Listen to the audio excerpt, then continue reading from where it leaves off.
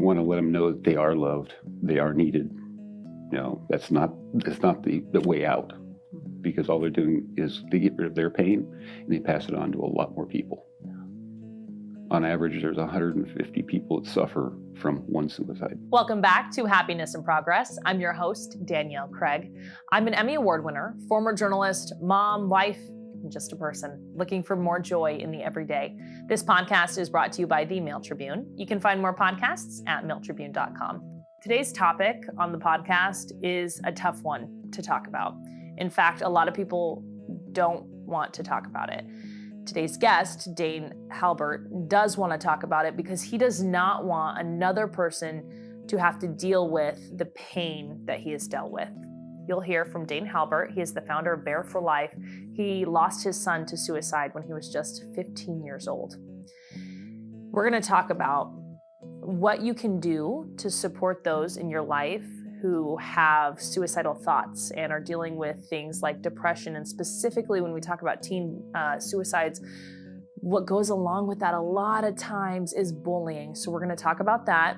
We're going to talk about asking hard questions, really hard questions, and why that's important. We're going to talk about how big of an issue this is throughout our community. And of course, there is hope.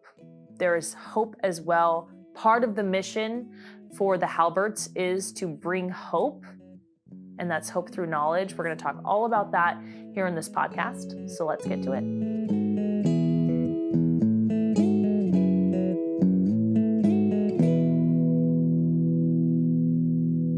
Thank you so much for being here. I really appreciate your time. Good to hear. Let's start with just telling me a little bit about your son. Like, who was he? Caring, fun-loving, always wanted to goof around, just be happy, make others happy. Yeah. If they were having a bad day at school, he'd make them laugh. So he just wanted everybody else to be, smiling. Yeah, right at the moment we start talking about him, your eyes tear up. It's hard not to have him around, huh? Yeah. We just passed the 5-year mark. So yeah, it still hurts. Yeah. It doesn't go away. Still have nightmares. Certain sounds, smells. People will say something, they don't realize it. I just have to walk away. Yeah, I can't even imagine. I can't imagine. You have created something out of losing him. Does that help? If we can help one family or somebody's friend not have to go through what we're going through, because it is a living nightmare every single day. Mm-hmm. If we can make just that one child or one adult, anybody, not take their own life, then we've made a difference. Mm-hmm. How does this happen? How does someone who's so caring and loving and happy end up taking their own lives? Multiple reasons, most likely. No one's for sure, be it the social media level of it, bullying that he never really told us about. We'd find out after the fact. He wouldn't want us to do anything about it. But they just put that fake smile on it. Yeah. That you don't know. Yeah. And it happens all too often.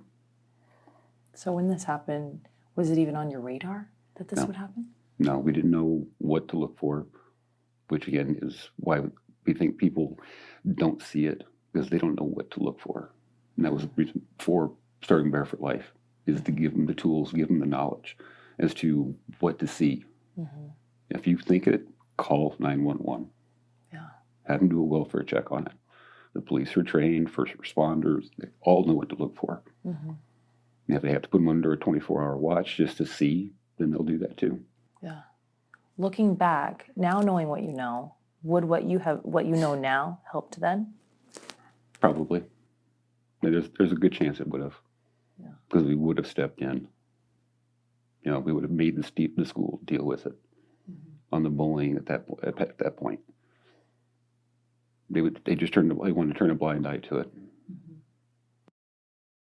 So now, tell me about Bear for Life, because what you're doing now, it is incredible that you stay so close to this pain and talk about it constantly. Well, Bear for Life, that's where Keylo got his name at when he hand fed a grizzly bear over at Wild Images when he was about 4 years old.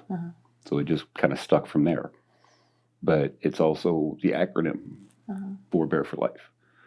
Be available for them. Ask the hard questions. Refer them for life. Give them something to hope for. Yeah.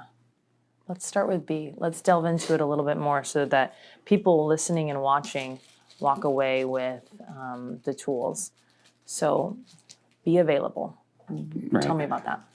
It's being there, for them, asking them, are you okay? Do you want to talk? But just letting them know that there's somebody out there willing to listen. Because sometimes that's all they want. They just want somebody to say, hey, sit there and talk to me. It's just the ear. It's not even like what you're saying. It's just listening.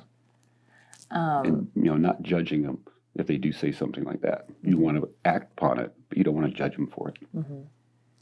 For the next one, ask hard questions. We're not there yet. Let's go to encourage first. So tell me about encourage. You want to let them know that they are loved, they are needed. That's not the way out, because all they're doing is they get rid of their pain and they pass it on to a lot more people. Yeah. On average, there's 150 people that suffer from one suicide. Wow. That's just on average. 150 people. So encouraging, what type of word, what does this mean you're saying in a conversation? Have them look for the bright side on things. Don't always look for the dark. There is light at the end of the tunnel. Be it a depressive state. Say, hey, look, let's go do something fun. Get them motivated and get them engaged in some fashion. That way they know that, again, somebody's there for them. It's finding that hope. Right. And you and your wife had told me that it was hard for your son to find hope. Yes. And that was because I think one thing is when you're that age, it's hard to see past high school. Right. Right? Tell me a little bit more about what else he was dealing with, the chronic pain. It was the calcification of muscle to bone. So as he grew, it would literally tear itself apart. And it would heal, then it would tear itself apart again. So he was constantly going through that. It would never stop. Where he would take days and weeks off of school. Wow. Because he physically could not get out. So young and having to deal with that, I can't imagine. Wow. But he would never really express other than he didn't feel good and it hurt. And he would let it drop.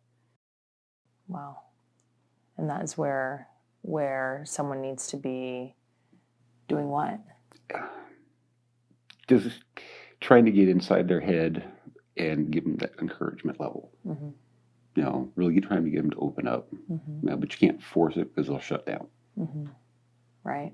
But have a friend talk to them. Peer to peer. Let them know, hey, they're out there. I love that idea. The next one, the ask hard questions, I think is so important because people don't want to talk about suicide. I have done so much research in this, and I was talking to someone I loved who was going through some really, really difficult times, and I knew that was the question that I needed to ask, and it was still hard to ask. Yes. Tell me about why it's hard to ask, are you considering suicide? Because you don't want, personally, you don't want to have them think that they're actually contemplating that. That they're not going to be in your life anymore. But you need to.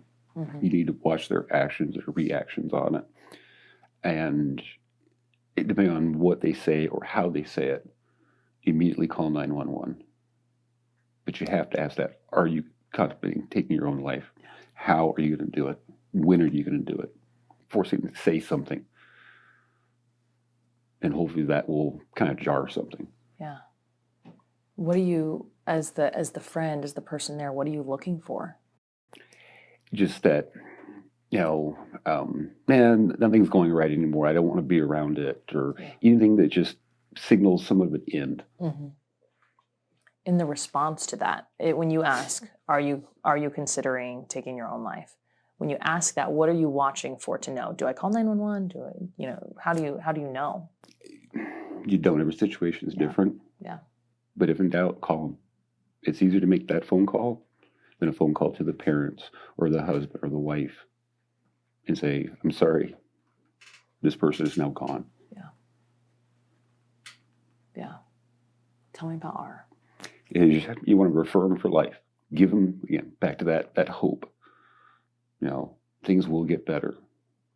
You don't have to go through this alone. You want to just give again that optimism on all levels. This is a message that you're giving to teenagers specifically, right? Teenagers specifically, but the tools work for anybody. Yeah. Why is it important, do you think, that teenagers have this in mind? Because of the social media, the way things are nowadays in society, all the cyberbullying that goes on. They can stand behind a screen and you never get to see them, but it's still just as impactful. Yeah. And they don't realize what they're doing. If that person does take their life, the person doing the bullying probably never even know about it. Their life goes on as normal. Yeah. But they've destroyed a lot of people. The average of 150 people. Yes. What has been the impact that you guys have been able to make through Bear for Life? What has been the response from teenagers and parents and people listening to your message? The kids that Bear knew, we spent a lot of time with them after the fact, and they're always kind of looking out for it. Parents really haven't talked about it a whole lot. We've gotten a great response from the racing community that we're part of, from the Northwest Focus Midgets putting the Bear for Life stickers on their car. So there's better than 60 drivers out there that have those on there. Our modified driver, our sprint car driver, people see that. They'll wear the shirts. They'll support it any way they can. But just getting the name out there. Yeah. When you see those cars racing around with Bear for Life, what kind of feeling does that give you? Happy. I mean, it hurts, but it's a good feeling to be able to see that out there and see we've got people that want this to succeed, and just if they can talk about it, they will. Why do you think people don't realize how big of a deal this is in our own communities? Why do we not see how big the impact of suicide is? Because they don't talk about it. They refuse to talk about it. They say, well, if I don't, then it'll just go away. It won't happen to me. So they don't want to hear about it. Or they think it'll give them the idea to take their own life, which is not true. So it just go, I'm just going to wash it under the rug. That doesn't work. No. What would you tell parents, the parents listening now? What is the one thing you would want them to know? Love your children. Get them to open up to you. Don't sit there and stare at a computer screen or your phone all day, every day. Talk to them. Actually have one-on-one time with them. Go outside and throw a baseball around or football. Go do something together. But get rid of that aspect for at least a little bit. And let them know if something does happen, if they are bullied, if they are, have anything like that negative come around them, have them talk to them. Let them know they can open up. I'm not going to hold it against them. Yeah, without the judgment. They need to have that support. And too much of that nowadays is not there. What would you want teenagers to know? To speak up, because peer-to-peer they will talk to each other, as in Bear's case. And they need to be able to not be afraid. Well, this person's going to be mad at me if I say something. I'd rather have them mad at me than dead. Yeah. That's a heavy responsibility. Yes. And it just keeps getting younger and younger. Yeah. It's the second leading cause of deaths in Oregon right now, is suicide. Ages 15 to 25. 15 to 25. Wow. Why do you think that is? Just no hope. They think it's the easy way out. My pain's gone. Well, it's everybody else. They have to deal with it now. And they have to live with it for the rest of their lives. How often do you get to talk about your mission? Not enough. No. Not nearly enough. They won't let us into the schools. They won't let us, direct it in that fashion. Again, don't want to talk about it, it'll go away. But I think we've almost seen the opposite. Yes. During his services, we overfilled the church. There was over 400 people there probably. So that 150 mark, it can go to a lot higher. Wow. These are people, adults and children both, that knew him. Do you think he didn't see that worth he had as well? Was that part of it? Good chance of it. It's hard to see that when you're being bullied like he was being bullied. Right. If you're being threatened, if you tell your parents, if you do this, if you do that, it's going to be that much more. And they're not held accountable, though. Right. I've had to pick him up from school because he'd been bullied, but nothing was ever done. When you think back to, do you have a lot of guilt about this? I think I've heard that comes with this. Guilt, yes, in a way that we didn't see it. Yeah. That we didn't know it was there. Yeah. Getting this out, get the message out there. This is what it is. Mm-hmm. Here are the tools. Yeah. That way everybody else doesn't have to go through this. Yeah. And of course, I know there's nothing for you to be guilty about, but I've heard from so many survivors that there's that survivor guilt when it comes to suicide.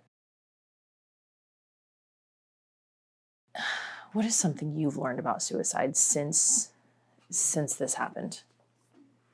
Something you didn't even understand about suicide? That how well people can hide it. Mm-hmm. They have no evidence whatsoever. Wow. And just go on everyday life, and next day they're not there. Mm-hmm. Be right in front of you and never see it. I can't imagine sitting in your shoes. I don't want anybody else ever to. In any way, shape, or form. So me and my wife, we live this hell every day. Dreams were in color for a very long time. And now they're not. No, they're just in black and white. But the dream is still there. Your message comes with hope. Yes. Do you feel hope? Hopeful that one day we can actually make that bigger impact. Yeah. Not just that one or two. Yeah.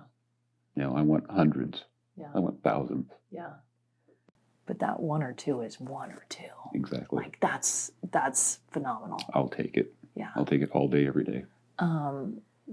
The hope that you want people to take away from this, from our conversation, from learning these 4 skills, is just reach out. Reach out to them. Mm-hmm. Go to the page, which is bareforlife.com. It goes into these 4 letters. It goes into a lot more depth as to what to look for. There's the hotline on there, that you can talk to. Just a suicide crisis line. Mm-hmm. Have them call it. Text at home 471-471 is the other one if you don't want to talk to somebody. But you can text them back and forth. Mm-hmm. That way you stay anonymous, but they'll give you the hope. Yeah. In that moment that you need it most. They'll give you a direction to go into that's a positive. Mm-hmm. Tell me about the racing. What's that like? It's an incredible feel. One, to be in the car, but to come back afterwards, talk to my wife, because I can't hear it inside the car itself because of the earplugs and the receiver. But it's driving by the stands and having, seeing the crowd and knowing, hey, they're announcing your name. They're announcing the Bear for Life. Taking it out to car shows, having little kids walk up to it. Have them sit in it. It just it's a real thrill to see that happen. One day they'll get into a car. But it's just getting the word out there. How does that honor your son? His story is in the back, and people read it, and you can see him tear up. But let them know it's there. Yeah. Go out there and reach for it. Make sure that person's around the next day. Yeah. So we that's why we do it. If it wasn't for this, no, I wouldn't be racing. Yeah. That has to be a little gratifying to be able to do that. Yes. Not just the fun factor. I've always been in the need for speed, so to speak, from super bikes to desert racing motorcycles, now the car. I've always liked that speed factor. Yeah. But now it's 20 of us on the track at one time, doing 70 miles an hour plus. And there's the bump and grind and the dirt flying and the smells. Again, just having that out there on the car, that's the biggest thing. you've chosen not to go after any of the people that hurt your son emotionally, physically, even, because what would happen to them? Most likely they would take their own lives. Yeah. And we're not trying to propagate that in any way, shape, or form. I'd rather give that person a hug and let them know I'm sorry, because they have to carry that guilt around. But I'm not going to attack them. How hard is that to not? It is difficult. It is difficult not to lash out. Yeah.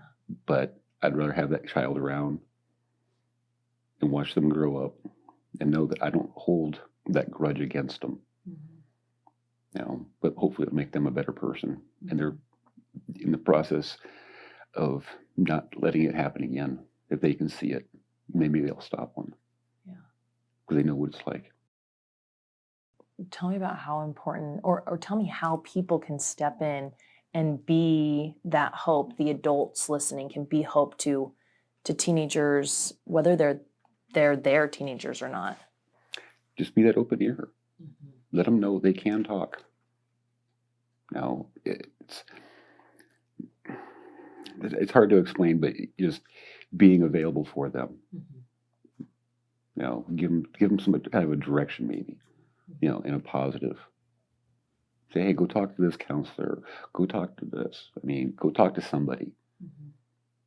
Be it a police officer, be it anybody from the fire department, because they're all trained. Call up Rogue Valley chaplains. They'll talk to you. Every time you open your mouth to talk about Bear for Life, what do you hope the person you're talking to takes away? That they understand the pain and what we've gone through, but also if you watch for it, you don't have to go through it. But here's the tools, here's the things needed, and maybe they'll actually use them. We have metal paws that we make up, and if we see somebody in need, and I've done it, and you give them that, and they can hold on to it. So it's not just a card, but it's a metal object. And okay, no, I'm not feeling good. Here, now I'm gonna hang on to this, and let them know they're not alone. Right. And I've given them off to people, and so has my wife, and just the reaction they get. Tell me about it. I was approached by a person, and he described a situation with two other people. So I handed him off two of the paws. But 2 days later, I had both people approach me on it and tell me why they were doing what they did. And one had he'd lost a friend by suicide. And the other one, their daughter was on the depressed side. And that alone made a big difference. Wow. So they're extremely thankful. Wow. And they're empowered. They have some action they can take. Right. But something to hang on to. Yeah. A card, you rip it up, throw it away, lose it, wash it, whatever. Metal paw's not going to go anywhere. Right. How does that make you feel when you hear stories like that? Oh, it's great. Yeah. It's knowing that they're, they've got that positive. Their life's not always a negative. There's something positive in it now. And they're actually looking for that direction to go in. If you have a wrench, it's made for a purpose. If you have a screwdriver, it's made for a purpose. Here are the tools. Use them. Have you guys met a lot of parents who have lost their kids to suicide? We know several. Meeting them and talking to them, how does that impact you?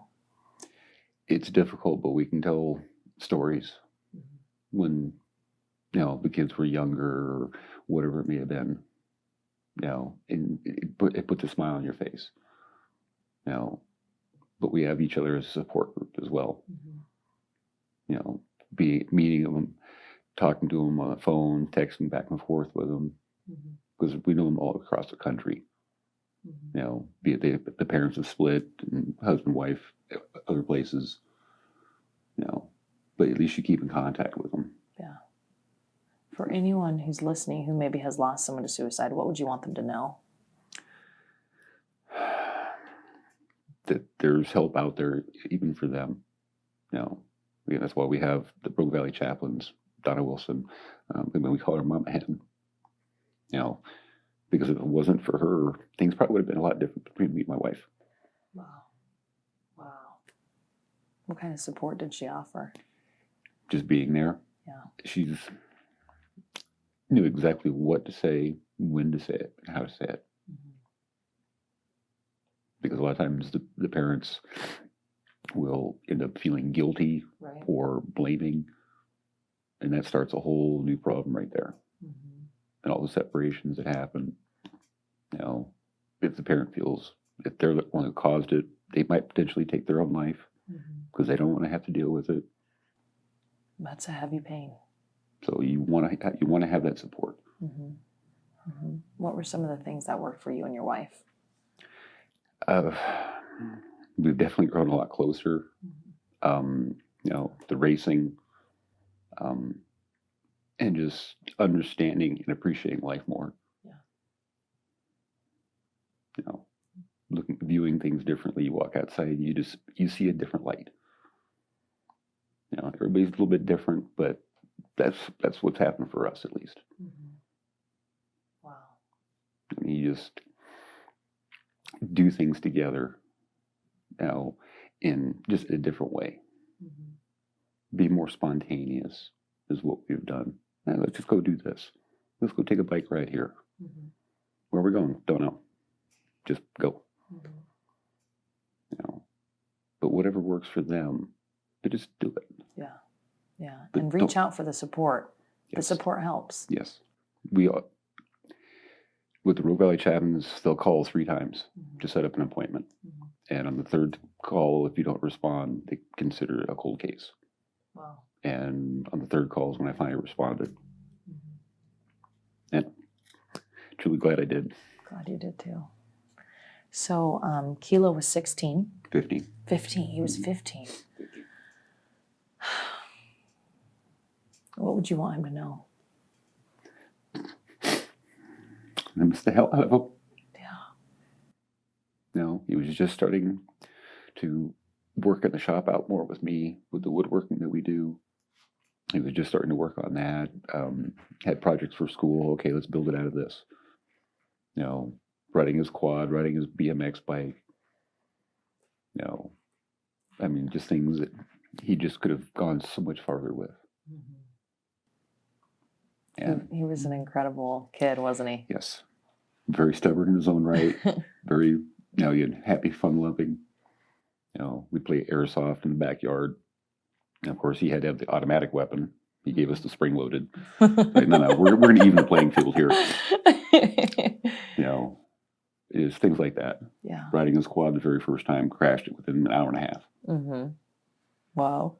No, he saw me jump, he's going to jump. Yeah, yeah. You know, if there's something that people take away from this, I want it to be that what they do impacts other people. I want teenagers to understand the way they speak to their peers matters. Yes, yes, very much so.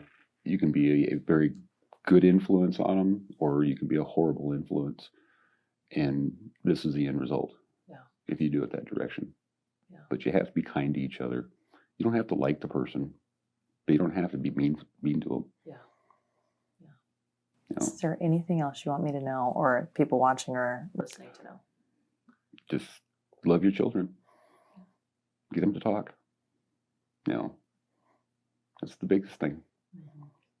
I love that advice. Put that phone down. I always ask my guests the last question. What is your number one tip to finding more joy in life, in the good, the bad, and the in-between? Find something you like to do. If it looks fun, go try it. You know, it might not be your thing. Okay, go find something else. But don't stop looking. Yeah. I know your life will always, forever be colored with it, or the color taken away. Have you been able to find joy in the last 5 years? In bits and pieces. Yeah. You know, with the racing, that's definitely been a big winner right there. Yeah. Just because the people we know now that we've met through this, all the way up and down the coast, you know, on different tracks we've gone to, you know, it's just that you hear the engines. And you're just like, okay, where's the car? Yeah. I'll just go outside and I'll sit in the car sometimes during the off season, just like, hey, let's go. Yeah. I really think it's cool that you have tied your need for speed to something that can make a difference in people's lives. And I'm positive it's more than that one or two. I think that's really neat. And that's what we're hoping for. But I'll take one or two all day long. Yeah. Thank you so much for being here. I really appreciate it. Thanks for having us. The Halberts have put together a ton of information for you to support those who you are concerned about, and also for you to find the support that you need. That's all listed on their website. I'll go ahead and link that in show notes, and you'll be able to follow that there. I want to thank you so much for being here. And of course, if this hit home to you, or there's someone you're worried about, or you have a friend who's worried about their child, or you're a parent of a teenager and you want to help that teenager understand how to help and how to be empowered in speaking up about their friends so that they can get the help they need, go ahead and share this episode. Thanks for being here on Happiness in Progress.